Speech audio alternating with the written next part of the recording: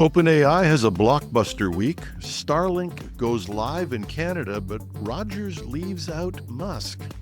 U.S. House greenlights Genius Act to regulate stablecoins, and a mushroom-powered robot.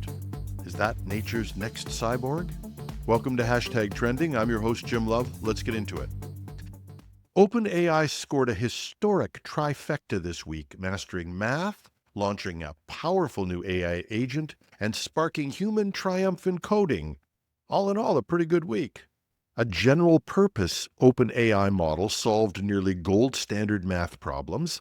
ChatGPT agent launched to automate complex tasks, and a human coder beat OpenAI in a programming contest, but earned Altman's praise. Now, where much of AI progress is measured in terms of where it stands in a huge and ever-growing number of benchmarks, each of these accomplishments is something that establishes OpenAI in real-world tests of achievement.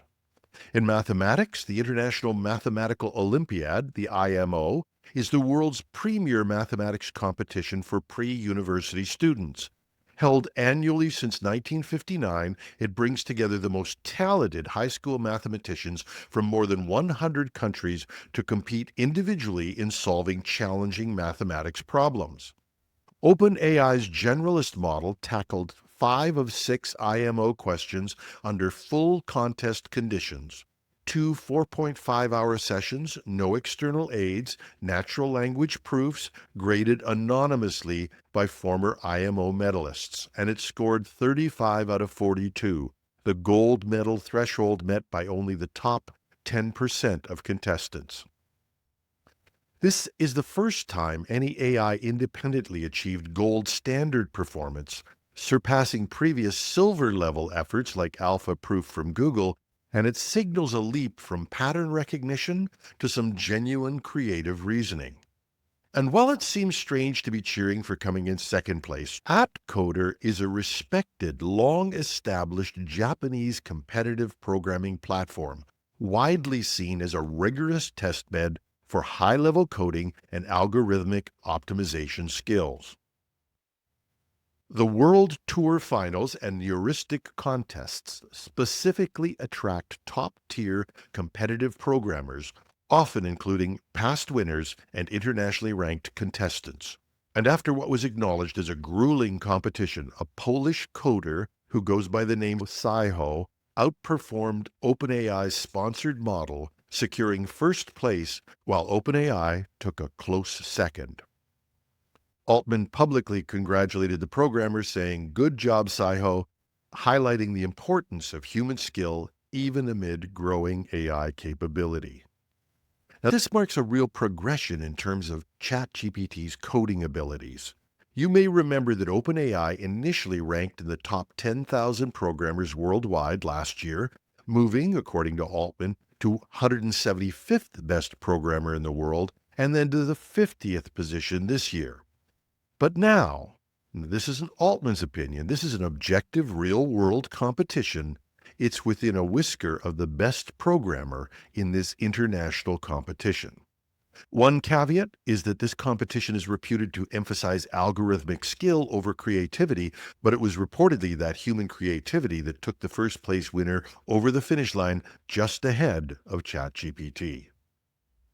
And finally, ChatGPT proved it could order cupcakes.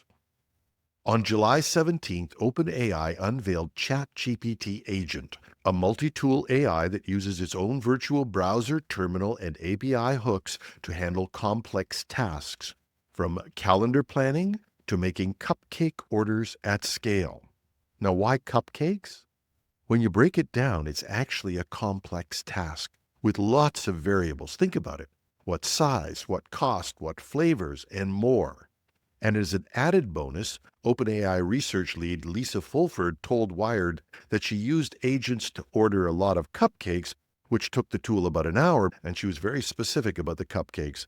Fulford said, "It was easier than doing it myself," and admitted, "because I didn't want to do it." A perfect graphic demonstration of the ability of ChatGPT to automate relatively complex tasks that humans just don't enjoy doing. Despite the accomplishment, Altman cautioned agents are still cutting edge and experimental, urging users to supervise and avoid high stakes use until these are tested and improved in the real world. Taken together, these achievements show OpenAI pushing boundaries while still realistically acknowledging limits. And in this, OpenAI is forging a two-pronged narrative, showcasing that AI can think like a human mathematician, act like a digital assistant, be a great coder, but we can still root for human excellence and creativity. This blend of milestone-driven technology and human-centered storytelling could be the blueprint for public trust and more real-world adoption. Rogers, one of Canada's largest cell phone providers, just launched satellite-to-phone coverage across Canada, but it didn't mention Starlink or SpaceX once. The new service, which uses Starlink satellites to connect regular smartphones in remote areas, quietly arrived this week with zero branding from Elon Musk's companies. The silence had some Canadians asking, did Rogers build this itself? Or is Musk's name now seen as more of a liability than an asset in Canadian telecom? When T-Mobile rolled out a similar service in the U.S., it also minimized the Musk factor, but still credited Starlink by name. Rogers' version omits both, giving the impression of a homegrown innovation. The system allows unmodified phones to send and receive SMS even outside cell coverage using low Earth orbit satellites. While limited to basic text for now, it signals a major step towards always-on mobile coverage anywhere in Canada. Musk's political stances and business moves have sparked controversy in Canada. Rogers' decision to skip all mention of him might reflect a strategic pivot, focusing on the trust in the Rogers brand while quietly licensing the back-end tech. The U.S. House of Representatives just passed the Genius Act, clearing the way for U.S. stablecoin regulation and distancing it from volatile cryptocurrencies like Bitcoin. The Genius Act creates the first federal framework for dollar-pegged payment stablecoins. Unlike speculative cryptocurrencies, these are designed for everyday use, and the legislation sets strict reserve and audit standards. It's a pivotal moment for mainstream digital currencies. Stablecoins are tokens pegged one-to-one to assets like the U.S. dollar or treasury bills, offering blockchain speed and convenience with price stability, a stark contrast to volatile assets like Bitcoin. And when the House passed the Genius Act 308 to 122, that was with 78 Democrats supporting the bill. That followed with Senate approval, 68 to 30, which meant more Democrats jumped in as well. And President Trump signed it into law on July 18th, making it the first U.S. cryptocurrency regulation enacted. Stablecoins, not being speculative assets, had a relatively easy path through Congress, though. The benefits of regulation include consumer protection, the ability to monitor otherwise unregulated currency to prevent abuses such as fraud, money laundering, and other illicit uses. And clear regulation unlocks fast, low-cost, borderless digital payments, laying the groundwork for banks, tech firms, and even retailers like Amazon and Walmart to issue their own stablecoins. In contrast, other cryptocurrencies like Bitcoin are going to face separate, more contentious legislative paths, particularly in the U.S. Senate, and you can expect a vociferous debate, partly due or majorly due to President Trump's crypto investments. And a research team from Cornell and the University of Florence literally put a king oyster mushroom's mycelium at the helm of robots, both a soft-legged walker and a wheeled bot, turning fungal electrical impulses into real-world movement. Scientists embedded the living mycelial networks into what they are calling biohybrid robots. These threads naturally produce electrical spikes in response to environmental stimuli, like UV light, which the robot interprets as movement commands. In one test, the mushroom-driven robots ambled or rolled based solely on spontaneous fungal signals. When a UV light was shined on them, movement changed. No joystick needed. Why pick mushrooms for this experiment? Fungi are easy to grow, survive harsh conditions, and don't die off quickly, unlike delicate animal cells, making them ideal for long-lasting biohybrid bots. And for those who are going to run off to the nearest Doge representative claiming that this is an example of shroom-loving lefties, there are potential practical applications beyond the pure research.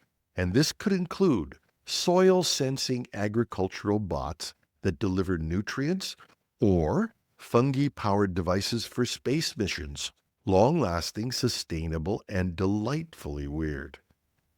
This quirky fusion marks more than a viral science story.